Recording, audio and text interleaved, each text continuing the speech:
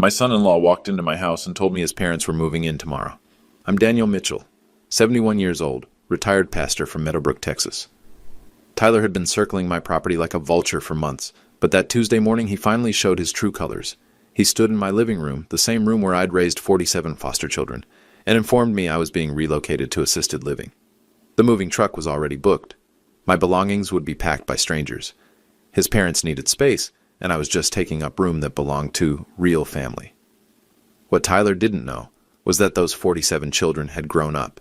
They'd become doctors, judges, CEOs, and military officers, and they were about to show him exactly what happens when you threaten the man who saved their lives. I watched Tyler lay out his timeline with mathematical precision. Tuesday announcement, Friday packing, Saturday eviction. He'd planned my exile down to the hour. That's when I reached for my phone. If you're watching this, please subscribe and let me know where you're watching from, because what happened next will restore your faith that family isn't about blood. It's about who shows up when it matters. By Saturday morning, my quiet street looked like a Fortune 500 parking lot, and Tyler was about to get the education of his lifetime. Tyler Brooks had been dismissing me for 3 years, ever since he married my daughter Maris. From day one, he made it clear he didn't consider me real family. "It's not like you're her biological father," he'd say whenever Maris asked him to include me in family decisions. "You just happened to be there when she needed someone. Just happened to be there. Like raising a traumatized 7-year-old girl for 11 years was some kind of accident." Tyler saw what he wanted to see. A simple churchman driving a beat-up 2007 Honda Civic, shopping at thrift stores, living on a pastor's salary of $34,000 a year. He saw the modest ranch house I'd called home since 1994. 3 bedrooms, 2 baths, 1,800 square feet on a quiet street in Meadowbrook, Texas. What Tyler didn't see was the wall of graduation photos in my hallway. 237 pictures spanning 25 years. High school diplomas, college degrees, master's programs, medical school graduations, law school ceremonies. He walked past them every family dinner, never asking questions. "Dan, you need to think about downsizing," he'd say, eyeing my living room. "This place is too big for one person. My parents are getting older. They could really use the space." Maris would shoot him warning looks, but Tyler never backed down. "I'm not trying to be harsh," he'd continue, "but let's be practical. You're 71. You don't need 3 bedrooms. My dad's retiring next year and their apartment lease is up. This house would be perfect for them. Perfect for them." Like I hadn't spent 30 years making it perfect for children who had nowhere else to go. Tyler assumed my quiet responses meant weakness. When I'd say, "We'll see," or "Let me think about it," he'd exchange glances with his parents like the matter was settled. Last month he started getting bolder. "Maris is not even your real daughter," he said during Sunday dinner. "When you pass away, this house should go to actual family members who can appreciate it." Maris went pale. "Tyler, stop. I'm just being realistic. Your foster dad did his good deed, but biology matters. My parents raised 3 kids of their own. They understand what real family means." That night, Maris called me crying. "Dad, I'm so sorry. I don't know what's gotten into him." Dad. She'd been calling me that for 24 years. "Don't apologize for him, honey. You're not responsible for his choices." But Tyler wasn't finished. 2 weeks ago, he showed up unannounced with a real estate brochure. "I found you the perfect senior living community," he announced, spreading glossy photos across my kitchen table. "Sunset Gardens. It's only 15 minutes from the church. They have activities, meal plans, everything you need."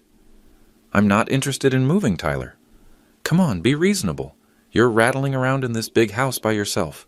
My parents could take over the mortgage payments, handle the maintenance. It's a win-win." I looked at those brochures for assisted living facilities, tiny studio apartments, shared dining rooms, activity schedules. Tyler saw a worn-out old man ready to fade away quietly. He had no idea he was talking to someone who'd fought battles he couldn't imagine, who'd saved lives he'd never know about, who'd built something far more valuable than he could comprehend. "I'll think about it," I said. Tyler smiled like he'd already won. That's when I knew it was time to make those phone calls. Because Tyler was about to learn the difference between being alone and being surrounded by family. He was about to discover what 47 children look like when they grow up. And he was about to find out what happens when you threaten the man who saved their lives. But first he had one more move to make. What Tyler didn't understand was that this house wasn't just my home. It was the heart of something much bigger than he could imagine. Since 1994, 47 children had walked through that front door. Some stayed for months, others for years. Every single one left knowing they were loved, wanted, and capable of greatness. The living room where Tyler wanted to put his parents' recliners? That's where Amanda Rodriguez did her homework every night for 4 years. She'd been placed with me at age 13 after aging out of 3 different homes. Nobody wanted a teenager with anger issues and failing grades. Last year, she finished her residency in pediatric surgery at Dallas Children's Medical Center. The kitchen where Tyler's mother planned to cook her Sunday roasts? That's where Marcus Williams learned to make pancakes at age 9. He'd come to me after his birth parents' parental rights were terminated. He was so scared of men that he hid in closets for the first month. Today, he's a federal judge in Washington, D.C. The master bedroom Tyler thought would be perfect for his parents. That's where Patricia Johnson recovered from the pneumonia that almost killed her at age 12. She'd been in the system since age 5, bouncing between homes, never finding anyone willing to deal with her medical needs. She's now the CEO of a tech company worth $40 million. Every room held memories Tyler couldn't see. Every corner represented a life transformed, a future saved, a child who learned they mattered. But it wasn't just about the past. This house was still active, still serving its purpose. 3 months ago, I'd received an emergency placement. 8-year-old Emma Chen, whose parents had died in a car accident. She had no relatives able to take her, and the state needed a temporary home while they searched for a permanent family. She was sleeping in what Tyler called the spare bedroom. To her, it was the first place she'd felt safe since losing her parents. If I give up this house, I thought, where does Emma go? Where do future children go when they need sanctuary? Tyler saw empty rooms that his parents could fill. I saw a lifeline that had saved 47 lives and was still saving more. The financial stakes were clear, too. My 30-year mortgage was almost paid off, only $18,000 remaining on a house now worth $280,000. Tyler's parents would essentially be getting a $250,000 asset for the cost of 18 months' rent, but the real stakes went deeper than money. For 30 years, this house had been the gathering place for my family. Every Christmas, every Thanksgiving, every graduation party, every wedding celebration, they all happened here. The kids who'd grown up and moved away still came home to this address. Last Christmas, 23 of my adult children had made the trip to Meadowbrook. Doctors flew in from Seattle, lawyers drove down from Chicago, teachers came from California. The house was packed with successful adults who still called me Dad, who still considered this their family home. Tyler wanted to erase all of that for his parents' convenience. There was another dimension Tyler couldn't see, my foster care license. Texas had granted me an emergency placement license that allowed me to take children on short notice, like Emma. That license was tied to this specific address, to this house that had been inspected and approved countless times over 3 decades. If I gave up the house, I'd lose the license. No more emergency placements, no more sanctuary for children who desperately needed one. Tyler was asking me to abandon my calling, shut down a 30-year mission, and displace a traumatized 8-year-old girl, all so his parents could have a bigger living room. The emotional stakes were the heaviest of all. Maris had been my first adoption. Her birth parents had lost custody when she was 7, and she'd spent 6 months in emergency foster care before coming to me. She'd been so damaged by neglect and abuse that she barely spoke for the first year. I'd spent 11 years proving to her that she was worthy of love, that she mattered, that someone would fight for her no matter what. Now her husband was telling her that our bond meant nothing, that blood was the only thing that counted, that I was disposable. If I backed down, if I let Tyler's dismissal stand, what would that tell Maris? What would it tell all my children? That everything we'd built together was meaningless? That love and commitment were just temporary conveniences? The stakes weren't just about keeping a house. They were about protecting a legacy, defending a family, and proving that some things are too precious to surrender without a fight. Tyler thought he was dealing with a weak old man who'd roll over when pressured. He was about to learn how wrong he was. October 15th arrived like any other Sunday. Maris had invited Tyler's parents over for dinner after church, and I'd prepared my usual pot roast with vegetables from my small garden behind the house. Tyler's father, Robert Brooks, was a decent man, a retired insurance adjuster who'd worked 40 years for the same company. His mother, Linda, had been a school secretary before her arthritis forced early retirement. They weren't bad people, just folks who'd raised their children to believe that biological family came first. We were sitting around my dining room table when Tyler decided to make his move. Dad, Mom, he said, addressing his parents. I've been talking to Dan about his housing situation. Maris tensed immediately. She knew that tone. Tyler pulled out a manila folder and placed it on the table between the mashed potatoes and green beans. Dan's been thinking about downsizing, haven't you? He looked at me with a smile that didn't reach his eyes. This house is really too much for one person to manage. Tyler, Maris warned quietly, let me finish, honey. This affects everyone. Tyler opened the folder and spread out documents like he was presenting a business proposal. I've done some research on senior living communities. There are several excellent options within 15 minutes of here. Robert Brooks shifted uncomfortably. Son, we never asked. You don't have to ask, Dad. Family takes care of family. Tyler's voice carried that tone he used when explaining obvious things to slow people. Dan understands the situation. He's lived here alone for 3 years since his last foster placement ended. It's time for practical decisions. I watched him lay out brochures for assisted living facilities, Sunset Gardens, Golden Years Community, Peaceful Meadows Retirement Village. Each one featured smiling elderly people playing chess, doing crafts, eating institutional meals in cheerful dining rooms. The beauty of this arrangement, Tyler continued, is that everyone benefits. Dan gets the care and social interaction he needs. You two get a beautiful home with 3 bedrooms, 2 baths, and no mortgage payments. The house stays in the family. He paused at that last phrase, letting it sink in. The house stays in the family. Real family, his tone implied. Maris's fork clinked against her plate. Tyler, we haven't discussed this. We don't need to discuss it, sweetheart. Sometimes adults have to make difficult decisions. Tyler turned to his parents. I've already contacted Sunset Gardens. They have availability next month. Linda Brooks looked across the table at me with genuine concern. Daniel, is this what you want? You've been in this house for 30 years. Before I could answer, Tyler jumped in. He's been thinking about it for months, Mom. Haven't you, Dan? His eyes dared me to contradict him. Face facts. You're not Maris's real father. When you're gone, this house would naturally go to her and then to us. We're just expediting the process while everyone can benefit. The silence that followed was deafening. Maris's face went white. Tyler, how dare you? How dare I what? Tell the truth? Tyler's mask was slipping now, revealing the arrogance underneath. I'm not trying to be cruel, but let's be realistic. Dan did a nice thing taking you in, but that doesn't make him family. Blood makes family. Biology makes family. Real parents who sacrifice for their biological children make family. Robert Brooks cleared his throat. Son, that's not... Dad, please, I'm handling this. Tyler turned back to me with the patience of someone explaining simple concepts to a child. Dan, you raised Maris, and we're grateful. But she's married now. She has a real family to think about. My parents are getting older. They need help. You need care. It's perfect timing.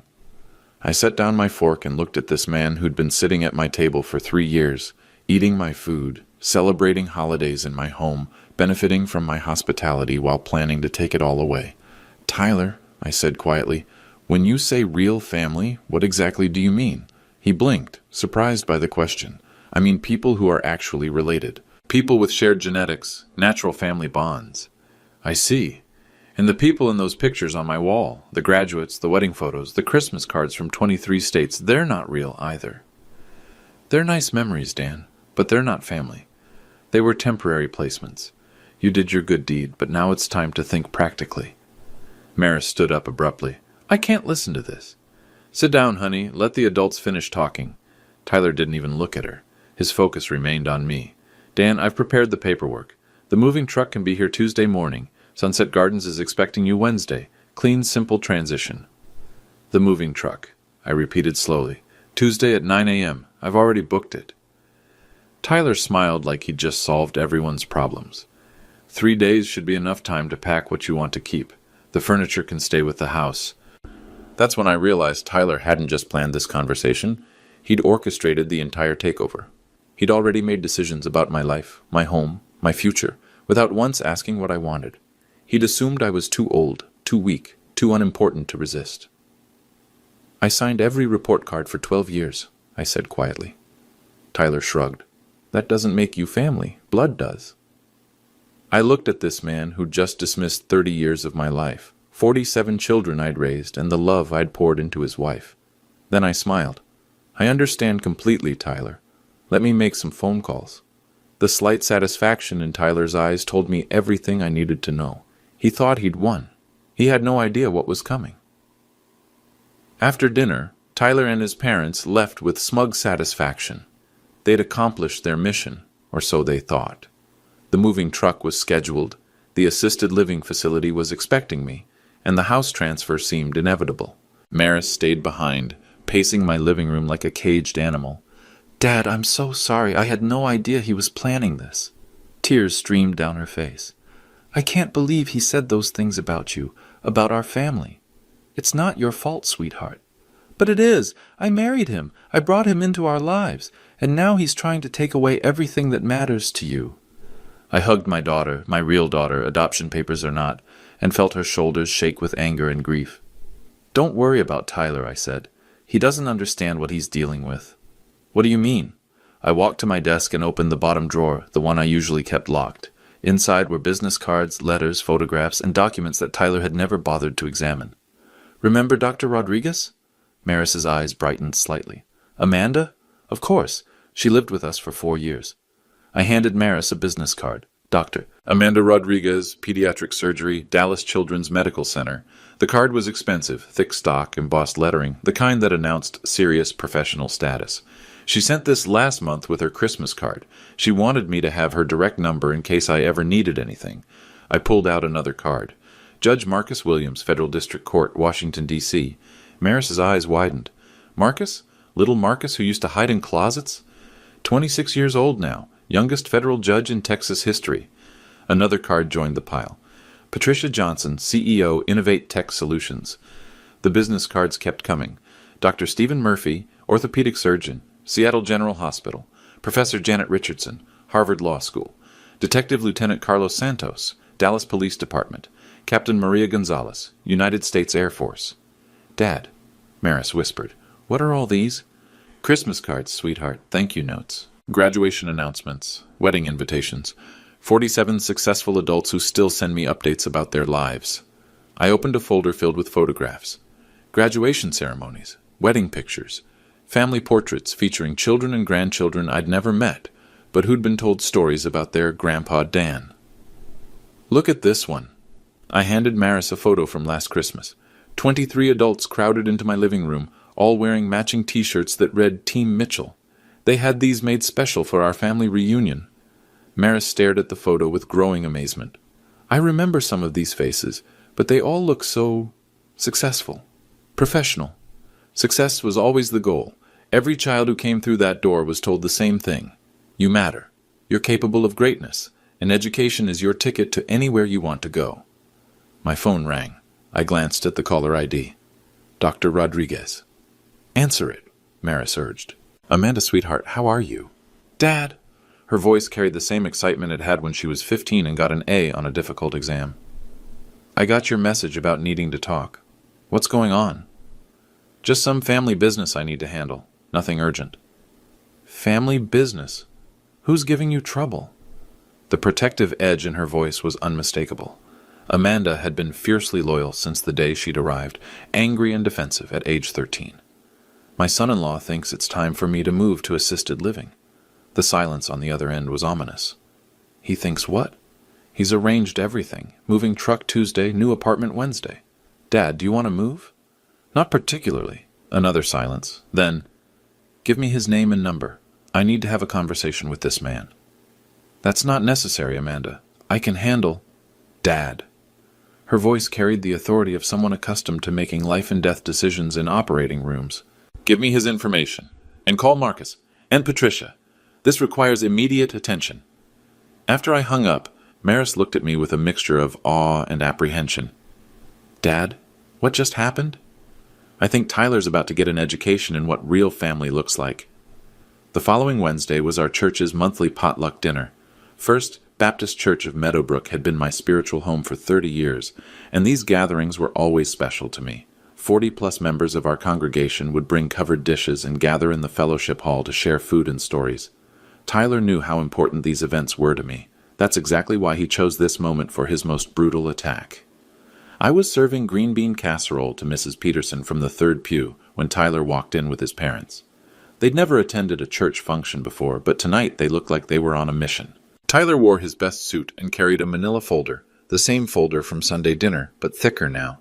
His parents flanked him like backup singers, their faces set with grim determination. "Attention, everyone," Tyler announced, his voice cutting through the friendly chatter. "I have an announcement to make." The fellowship hall fell quiet. 43 people turned to look at this man who'd interrupted their meal. Pastor Williams, who'd succeeded me after my retirement, stepped forward with concern. "Tyler, is everything all right?" "Actually, Pastor, I'm glad you're here. This concerns the whole congregation." Tyler opened his folder with theatrical flourish.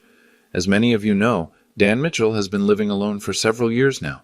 At 71, he's reached the point where he needs professional care." Murmurs rippled through the room. I saw confusion on familiar faces, people who'd known me for decades, who'd watched me raise child after child, who'd never seen any sign of declining health or mental capacity.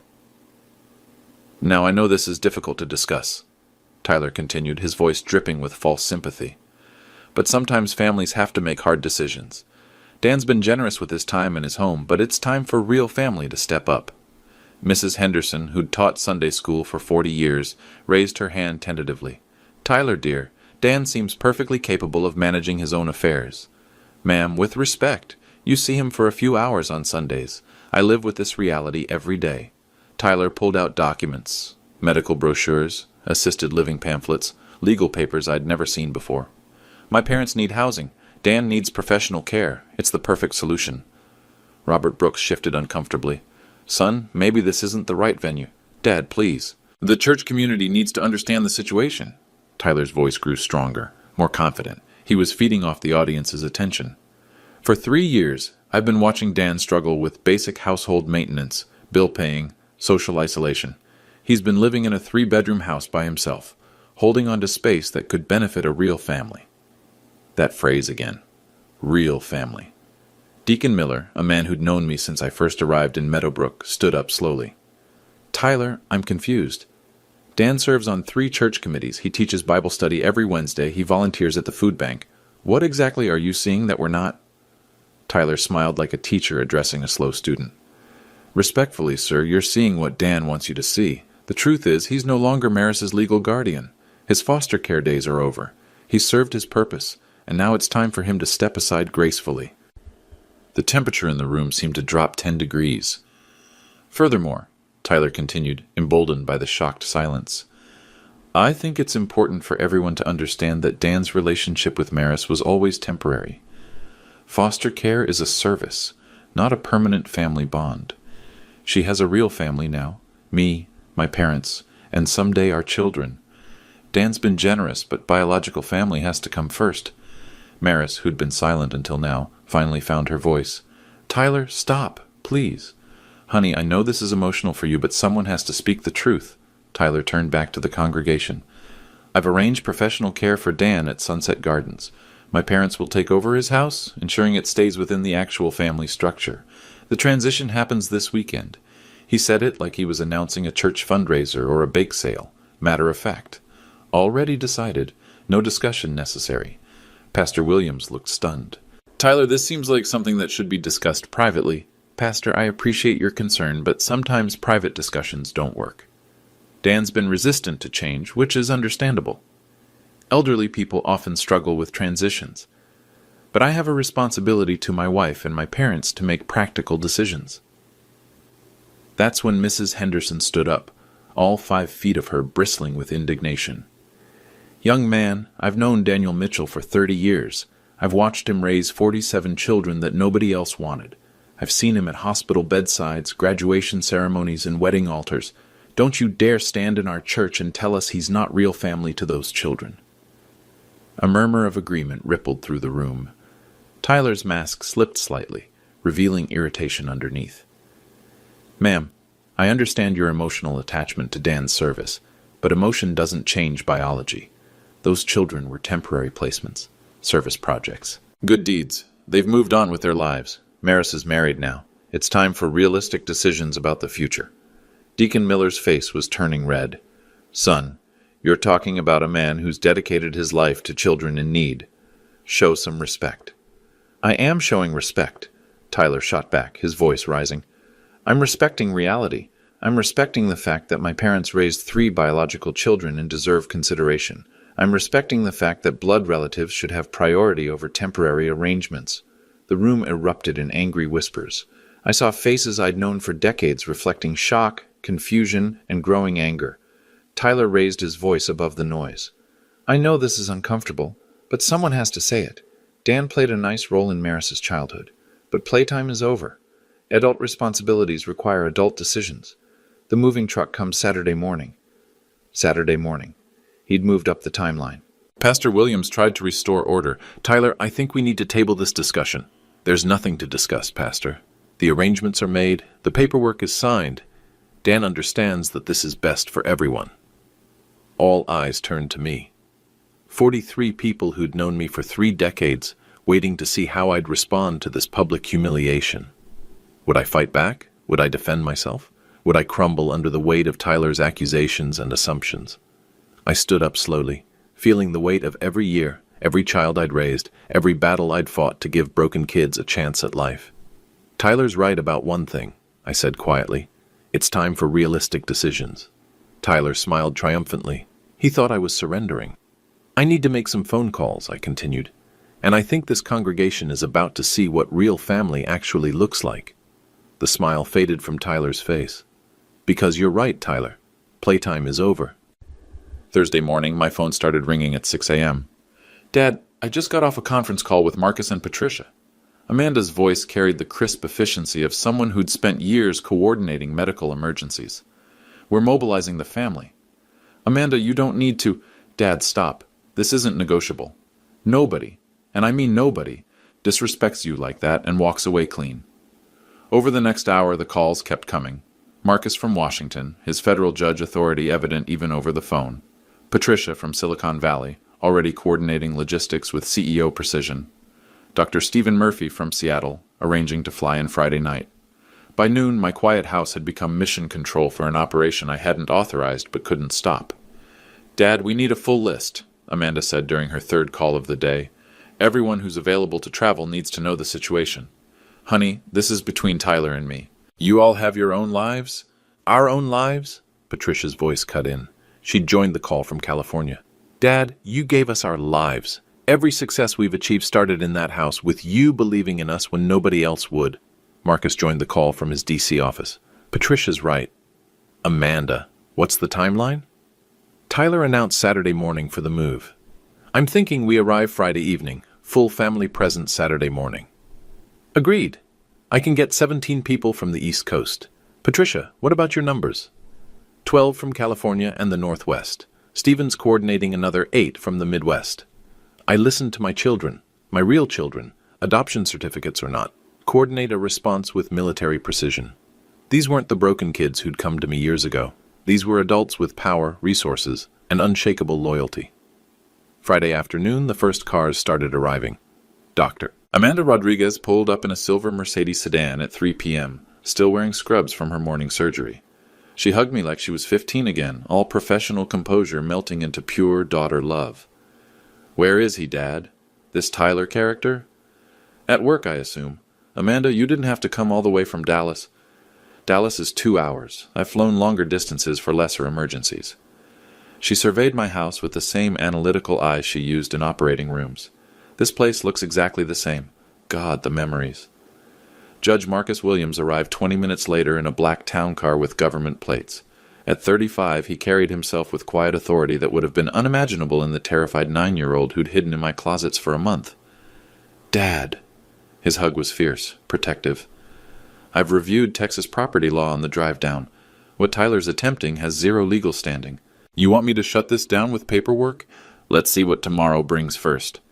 By 6 p.m., my driveway looked like a luxury car dealership. Mercedes, BMW, Lexus, Tesla, vehicles worth more than most people's houses. Neighbors were starting to stare.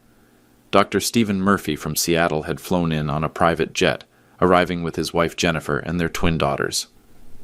Dad, the girls wanted to meet their grandfather, he explained, lifting 2 8-year-olds who called me Grandpa Dan, despite never having met me before. Professor Janet Richardson from Harvard arrived with her husband and teenage son. Detective Lieutenant Carlos Santos drove down from Dallas in his personal truck. still radiating the quiet intensity that had made him one of the department's most respected investigators. Captain Maria Gonzalez came in full dress uniform, having taken emergency leave from her Air Force base. CEO Patricia Johnson stepped out of a chauffeur-driven SUV, looking like she'd walked off the cover of Fortune magazine. By 8 p.m., 23 adults and 12 children filled my modest house. The same living room Tyler wanted for his parents' recliners now buzzed with conversation between surgeons, lawyers, professors, business executives, and military officers. But they weren't showcasing their success. They were sharing memories. Remember when Dad taught us to change oil in the driveway? Carlos laughed, pointing to the same concrete where his police truck now sat. I was 16 and convinced I'd never need to know that stuff. He made us all learn basic car maintenance, Amanda added. Said independence started with not depending on others for simple repairs. Marcus nodded. Same with budgeting. Every Friday night financial literacy lessons at the kitchen table. You can't build wealth if you don't understand money, he'd say. Patricia pulled out her phone and showed photos of her corporate headquarters. Dad, I named the main conference room after you, the Daniel Mitchell Innovation Center. Your philosophy about believing in impossible things hangs on the wall in bronze letters. These weren't just successful adults reminiscing about their childhood. These were grateful children honoring the man who'd saved their lives, shaped their character, and given them the tools to become extraordinary. Maris moved through the crowd in amazement. She'd known some of these siblings growing up, but seeing them as accomplished adults was overwhelming. Patricia, I can't believe you run a company worth $40 million. Patricia smiled. Dad always said we were capable of greatness. He just made us believe it ourselves. Dr. Murphy examined the family photos on my walls, the same photos Tyler had dismissed as meaningless memories. Dad, you should see what happened at the hospital when I told them why I was taking emergency leave. 3 other doctors wanted to come support you. You have grandchildren all over the country who consider this house sacred ground. As the evening progressed, the conversation turned strategic. So what's the plan for tomorrow? Amanda asked. Judge Williams leaned forward with the focus of someone accustomed to complex legal battles. Simple.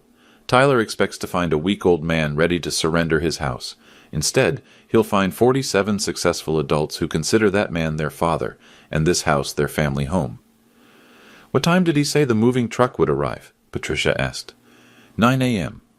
Captain Gonzalez checked her watch with military precision. Perfect.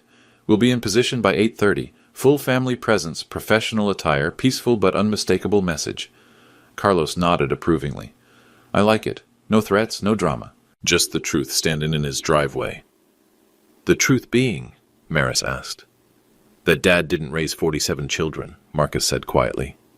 He raised 47 adults who protect their family. Amanda stood up, surveying the room full of her siblings. Tyler wanted to know what real family looks like. Tomorrow morning he gets his education. By 10 p.m., most of my children had checked into hotels around town, but several insisted on staying in the house overnight. Amanda took her old room. Marcus slept on the living room couch he'd claimed as his favorite spot 25 years ago, and Patricia set up a laptop in the kitchen to handle West Coast business calls. It felt like Christmas morning, except instead of opening presents, we were preparing to defend our home. As I lay in bed listening to my children's voices drifting through the house, I realized Tyler had made a fundamental miscalculation. He'd seen a lonely old man in a house too big for one person. What he'd failed to see was the heart of a family that stretched across 23 states and included doctors, judges, CEOs, professors, military officers, and law enforcement professionals who'd spent decades proving that love matters more than blood.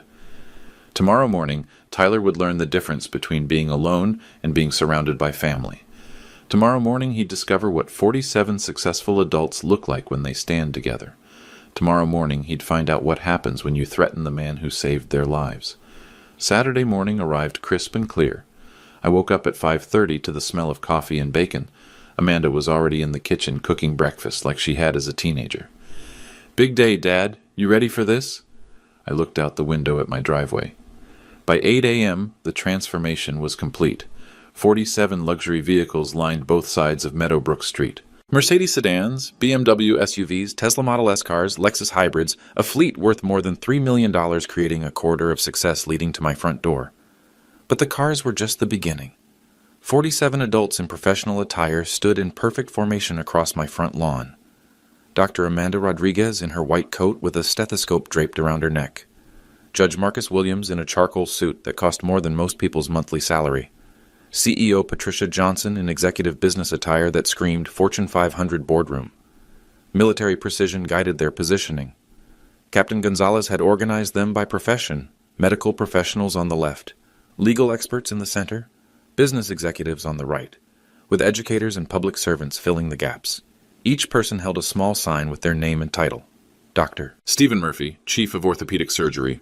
Professor Janet Richardson, Harvard Law School. Detective Lieutenant Carlos Santos, Dallas PD. Major General Patricia Davis, U.S. Army, Redder. CEO Michael Thompson, Thompson Industries. 47 signs, 47 success stories, 47 lives that had started in the house behind them. At 8:45, neighbors began emerging from their houses. Mrs. Peterson from across the street stood on her porch in amazement. The Williams family next door gathered at their front window. Word was spreading through the neighborhood. Something extraordinary was happening at Dan Mitchell's house. At 8:57, Tyler's pickup truck turned onto Meadowbrook Street.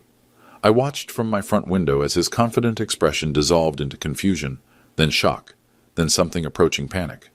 He had to park 3 blocks away. The street was completely filled with luxury vehicles. Tyler walked slowly toward my house, his head swiveling left and right, taking in the impossible scene. His parents followed behind him, Robert Brooks clutching the lease papers for Sunset Gardens, Linda Brooks staring at the professional crowd with growing amazement. The moving truck rounded the corner at exactly 9 a.m., then stopped dead. The driver couldn't get within 200 yards of my house. Tyler approached the edge of my property line and stopped. 47 pairs of eyes watched him with the focused attention of people accustomed to high-stakes situations. Dr. Rodriguez stepped forward, her voice carrying the calm authority of someone who delivered life-changing news to thousands of families. "You must be Tyler Brooks." Tyler's mouth opened and closed like a fish out of water. What is this?" "I'm Dr. Amanda Rodriguez, Chief of Pediatric Surgery at Dallas Children's Medical Center." She gestured toward the crowd behind her. "These are my brothers and sisters." Judge Williams stepped up beside her. Marcus Williams, Federal District Court, Washington, D.C. CEO Johnson joined them. Patricia Johnson, Innovate Tech Solutions. One by one, 47 successful adults introduced themselves. Each name, each title, each achievement hitting Tyler like physical blows. Dr. Michael Chen, Cardiothoracic Surgery, Mayo Clinic. Professor Maris Davis, MIT Engineering Department. Colonel James Rodriguez, U.S. Air Force. CEO Jennifer Murphy, Murphy Construction, $200 million in annual revenue. Tyler's face cycled through confusion, disbelief, and growing horror as the truth became undeniable. "We understand," Amanda continued, "that you have some questions about our father's living situation." "Your father?" Tyler's voice cracked. "Daniel Mitchell, the man who raised us, the man who saved our lives, the man you think should be moved to assisted living so your parents can have his house." The crowd shifted slightly, a subtle movement that somehow made them appear even more formidable. Marcus Williams opened a leather portfolio. "I've reviewed your proposal, Mr. Brooks. Legally speaking, it's fascinating. You want to remove a competent adult from his home based on... what exactly?" He's old. He lives alone. My parents need... Your parents need? Patricia Johnson's CEO voice could have frozen water. "Let me tell you what our father needs. He needs respect for the 30 years he spent raising society's forgotten children. He needs recognition for the 47 lives he saved. He needs acknowledgement that love and sacrifice matter more than biology." Tyler looked desperately toward the moving truck, still blocked 3 blocks away. "You don't understand. Maris is my wife. This is a family matter." "You're absolutely right," Amanda said. "This is a family matter." She gestured toward the crowd. 47 children, 12 grandchildren, 3 great-grandchildren.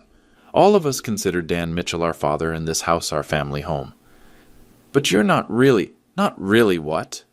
Colonel Rodriguez stepped forward, his military bearing unmistakable. "Not really family? I've been calling this man Dad for 22 years. He walked me down the aisle at my wedding. My children call him Grandpa. What part of that isn't real?" Tyler's parents had gone pale. Linda Brooks whispered to her husband, "Robert, what have we done?" Dr. Murphy addressed Tyler's parents directly. "Mr. and Mrs. Brooks, I don't think you understand what your son was asking Dan to give up. This house isn't just a building, it's the heart of a family that spans the country. Every Christmas, every Thanksgiving, every celebration happens here. This is where broken children learned they were worthy of love. We didn't know, Robert Brooks stammered. Tyler said, he told us Dan was alone, that he needed care. Does he look like he needs care? Professor Richardson gestured toward me as I stepped onto my front porch. I walked down to join my children, and they parted to make room for me in the center of their protective formation. Tyler, I said quietly, I believe you wanted to discuss my housing situation? Tyler looked around at the 47 successful adults surrounding him, at the luxury cars lining the street, at the neighbors watching from their porches, at the moving truck stranded blocks away. This is exactly what it is, Amanda said firmly. This is what happens when you threaten our father. This is what real family looks like. Tyler's mouth moved soundlessly. The moving truck driver was walking toward us, clipboard in hand, looking thoroughly confused. Sir, the driver called to Tyler. We can't get to the house. Should we reschedule? Tyler looked at the driver, then at the crowd, then at me. The weight of his miscalculation was crushing him. Cancel it, he whispered. What was that? Judge Williams cupped his ear theatrically. Cancel the truck! Tyler's voice broke. Cancel everything. The transformation was complete. The confident man who demanded my house 3 days ago had been reduced to a stammering shell by the simple presence of my family. My real family. The one that mattered. The aftermath of Tyler's public humiliation spread through Meadowbrook like wildfire. By noon Saturday, the story was all over social media. Someone had filmed the entire confrontation, and the video went viral within hours. Foster Dad's 47 successful children defend family home hit 50,000 views in the first day. The comments were overwhelmingly supportive. This is what real family looks like. Foster parents are heroes. That son-in-law got exactly what he deserved. But the consequences went far beyond internet fame. Monday morning, Tyler arrived at Brooks Construction, his father-in-law's company where he worked as a project supervisor, to find a pink slip waiting on his desk. I'm sorry, son, Robert Brooks told him, his voice heavy with disappointment. After seeing what you tried to do to that good man, I can't have you representing our family business. The church renovation contract was our biggest project this year. Now they won't even return my calls. First Baptist Church of Meadowbrook had indeed canceled their $250,000 renovation contract. Pastor Williams made it clear that anyone who would publicly humiliate a respected congregation member was not welcome on church property. But the financial consequences were just the beginning. Tyler's marriage hit the rocks immediately. Maris moved back into my house that same Saturday, taking Emma Chen with her. The 8-year-old foster placement had watched the entire confrontation from the upstairs window, and Maris wasn't about to let her feel abandoned again. I can't be married to someone who would treat you like that, Maris told me through tears. Tyler showed me who he really is, and I don't like what I see. Marriage counseling lasted exactly 2 sessions. Tyler spent both meetings trying to justify his actions, insisting he'd been practical and realistic about family priorities. The therapist noted his complete inability to acknowledge wrongdoing or show genuine remorse. The divorce papers were filed within 6 weeks, but perhaps the most devastating consequence was social. Tyler had lived in Meadowbrook his entire life, but after the confrontation, he became a pariah. The video had been viewed by everyone in town. His attempt to displace a beloved pastor and take his house made him infamous. The barbershop where he'd gotten haircuts for 20 years suddenly had no available appointments. The diner where he'd eaten lunch every Friday told him they were fully booked. Even the gas station where he'd been a regular customer for a decade treated him with cold politeness. Linda Brooks was mortified. She'd been active in the church auxiliary for 15 years, but after the potluck incident, she couldn't face her friends. The embarrassment of her son's public cruelty was too overwhelming. I raised him better than this, she told me during a tearful phone call. Robert and I are moving to Florida to be near my sister. We can't stay here after what Tyler did. The ripple effects reached Tyler's extended family, too. His brother in Houston cut off contact completely. His cousins in Dallas stopped inviting him to family gatherings. The annual Brooks family reunion, 40 years of tradition, was canceled because nobody wanted Tyler there, but nobody wanted to officially exclude him either. 3 months later, Tyler left Meadowbrook entirely. He moved to Austin, where nobody knew his story, and tried to rebuild his life. But the video followed him everywhere. Potential employers Googled his name and found the story. Dating apps led to awkward conversations when women recognized him. Meanwhile, the positive effects for my real family were extraordinary. The viral video led to donations for our local foster care program exceeding $100,000. 3 other families in Meadowbrook applied for foster care licenses, inspired by our story.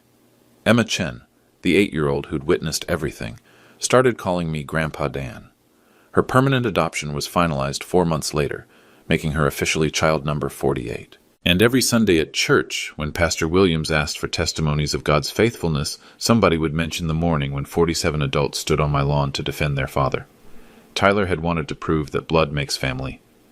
Instead, he'd proven the opposite. Love makes family. Choice makes family. Sacrifice makes family. Blood is just biology. Family is everything else. 6 months later, I was working in my garden when a familiar truck pulled into my driveway. Tyler climbed out slowly, his confidence replaced by something that looked like humility. He'd lost weight, gained gray hair, and carried himself like a man who'd learned hard lessons. "Dan, could we talk?" I set down my pruning shears and looked at the man who'd once tried to take everything from me. "What's on your mind, Tyler?" "I owe you an apology, a real one." His voice shook slightly. "I was wrong about everything, about family, about you, about what matters. I let greed and pride convince me that I was entitled to something that wasn't mine. I appreciate that, Tyler. Could there ever be a chance for me to earn forgiveness? From Maris? From you?" I looked at this broken man and saw what I'd always seen in damaged children who came to my door. Someone capable of redemption. Family isn't who shares your blood, Tyler. It's who chooses to stand by you even when you've made mistakes. Real forgiveness requires real change. Are you ready for that kind of work? He nodded, tears in his eyes. "Then we'll see what's possible. If you're watching this, let me know. What makes someone family to you?"